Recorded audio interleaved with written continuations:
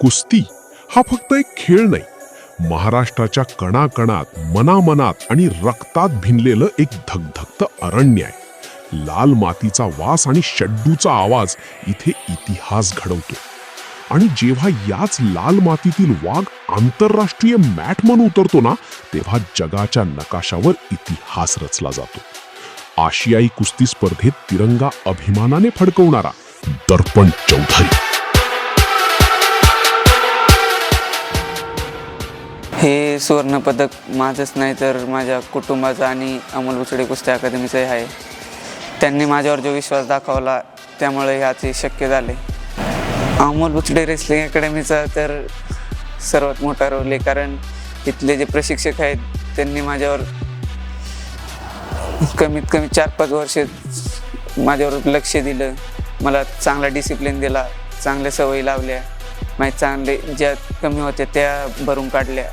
आणि मला स्पर्धेला जरी असलो तरी पण त्यांचे फोन चालू असतात, मला चुकीच्या गोष्टीपासून टाळण्याचा प्रयत्न करतात आणि त्यांचं लक्ष असंच असावं माझ्यावर. मला जसं स्पर्धेला जाण्यापूर्वी आमचे प्रशिक्षक होते, अमोल भाऊ असतील, समीर भाऊ असतील आणि राज सर, यांनी मला सांगितलेलं ती तुझं सुवर्णपदक निश्चित आहे, फक्त तुझं मेंटॅलिटी चांगली ठेव आणि भिवू नको, जी नॅचरल कुस्ती आहे ती कर.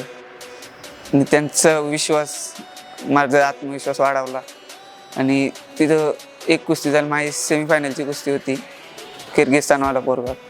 त्याची एक चांगली असं एक टेक्निक ते दोघी चांगली मारत होता. मग मी फोन केला माझ्या मोठ्या भावाला, त्याला विचारलं ह्या कुस्तीचं काय करू, तर तो म्हणला उजव्या हाताला चालत पहिले 2 मिनटं जास्त चालून कुस्ती करू नको, कारण त्यांची पहिले 2 मिनटं चालतात ती, पहिले टेक्निक वगैरे जास्त आहे टेक्निक.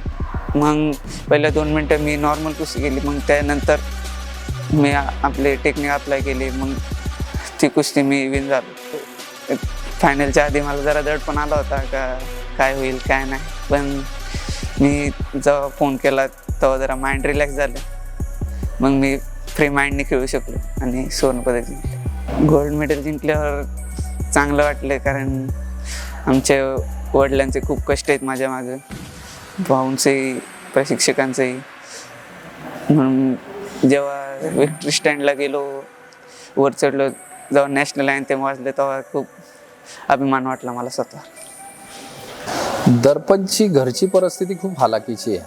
त्याचे वडील मशीनचा व्यवसाय करतात, त्यातनं जो काही पैसा येईल त्यातनं ते 2 मुलं पैलवान करता येते. पहिल्यापासूनच माझा असेल किंवा अशा सगळ्या मुलांना सपोर्ट करण्याचा स्वभाव राहिलेला आहे. त्यातून ही मुलं पुढं आली, जेणेकरून म्हणजे हे फार मोठं त्याच्या आईवडिलांचं योगदान आहे की मुलांना मेस व्यतिरिक्तही खूप खुराक ते वेळच्या वेळी पुरवतात. आणि मला वाटतं दर्पणचे वडील आणि अजून एक 5-6 पालक असे आहेत की जे डेडिकेटेडली मुलांवर आपल्या लक्ष देऊन आहेत. कुस्तीमध्ये काय असतं की मुलांवर आउट ऑफ द मॅट म्हणजे मॅटच्या नंतरही खूप लक्ष ठेवावं लागतं.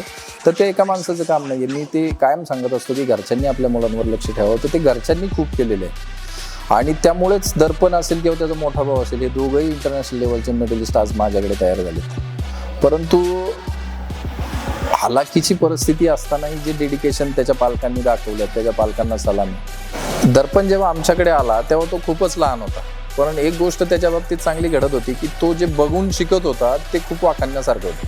म्हणजे तो ज्यांना कॉपी करत होता त्याच्यातला जो स्पार्क होता आणि तो त्याच्यावर जी रिॲक्शन देत होता ती अप्रतिम होती. आणि मी तेव्हाच ओळखलं की दर्पणला आपल्याला चांगल्या पोस्टवर नेता येईल. आणि तेव्हापासून दर्पणवर हळूहळू काम चालू झालं.